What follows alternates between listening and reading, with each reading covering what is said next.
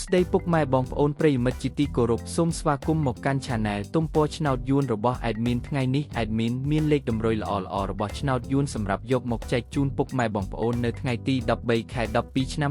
2025 នេះ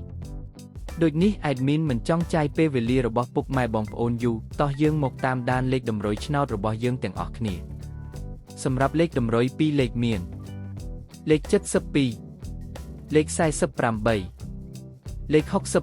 61និងចុងក្រោយលេខ00សម្រាប់លេខតម្រុយអូស2លេខមានលេខតម្រុយទី1អូស70និងលេខតម្រុយចុងក្រោយអូស60សម្រាប់លេខតម្រុយ3លេខមាន727គុណនិង008គុណ